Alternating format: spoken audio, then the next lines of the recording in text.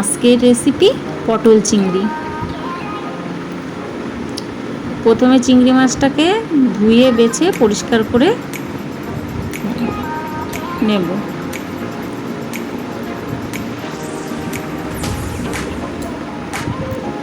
তারপরে কাঁচা লঙ্কা, আদা, পেঁয়াজ বেটে নেব।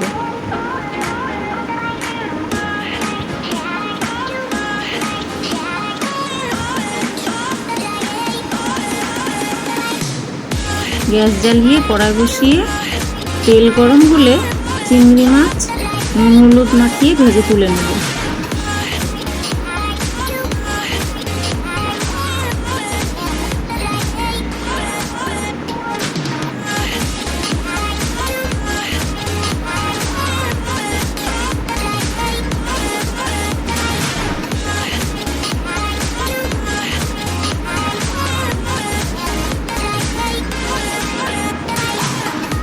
ওই তেলেই পটলটাকেও ভেজে তুলে নেব।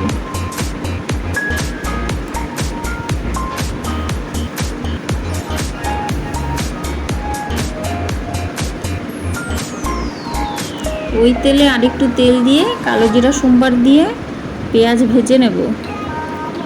ডুমো করে কেটে রাখা আলু নুন হলুদ দিয়ে ভেজে নেব। বাটা মশলার মধ্যে মিশিয়ে নেব নুন, হলুদ, লঙ্কার গুঁড়ো, জিরের গুঁড়ো, কাশ্মীরি লঙ্কার গুঁড়ো।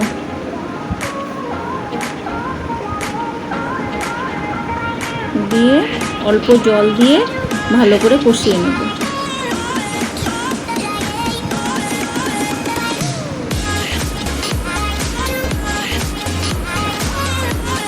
তারপর তাতে ভেজে রাখা পটল চিংড়ি দিয়ে আরও বেশ খানিকক্ষণ কষিয়ে নেব।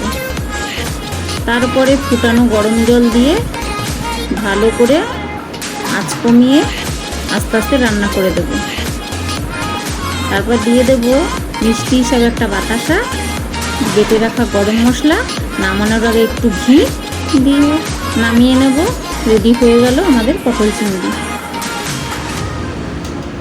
তোমরা সবাই খেয়ে দেখো, কিন্তু আজকের মতো এইটুকুই। টাটা বন্ধুরা।